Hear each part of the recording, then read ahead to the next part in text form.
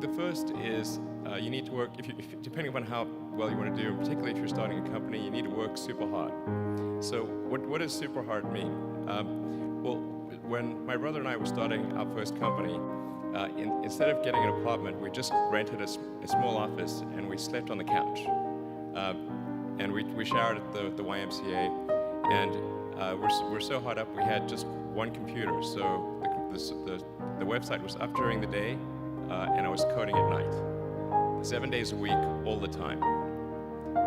And I sort of briefly had a girlfriend in that period, and in order to be with me, she had to sleep in the office. So work hard, like every waking hour. That's the thing I would say, particularly if you're starting a company. And if you do simple math, you say okay, if somebody else is working 50 hours and you're working 100, you'll get twice as much done in the course of a year as the other company. The other thing I'd say is that if you're creating a company or if you're joining a company, the most important thing is to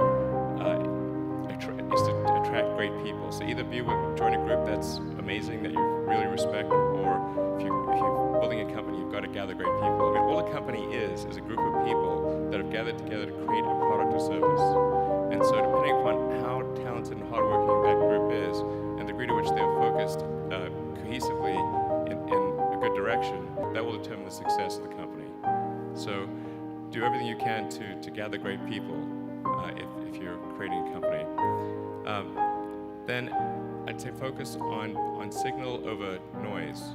A lot of companies get confused. They spend money on things that don't actually make the product better. So, for example, at Tesla, we've never spent any money on advertising. We put all of the money into R&D and manufacturing and design to try to make the car as good as possible.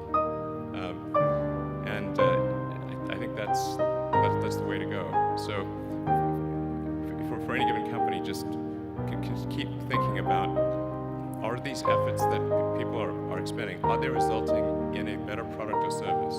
And if they're not, stop those efforts. And then the final thing is to sort of don't just follow the trend. So you may have heard me say that it's good to think in terms of the physics approach or first principles, which is, rather than reasoning by analogy, you boil things down to the most fundamental truths you can imagine, and you reason up from there. And this is a good way to figure out if something really makes sense, or if it's just what everybody else is doing. It's hard to think that way. You can't think that way about everything. It takes a lot of effort. But if you're trying to do something new, it's the best way to think. And that framework was developed by physicists to figure out counterintuitive things like quantum mechanics. So it's really a powerful method. Anyway, so that's, and then I think that the final thing I would encourage you to do is, now is the time to take risk. You don't have, you don't have kids. Your obligation. Well, probably don't have kids.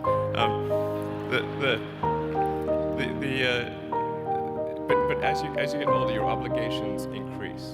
So and once you have a family, you start taking risks not just for yourself but for your family as well. It gets much harder to do things that might not work out.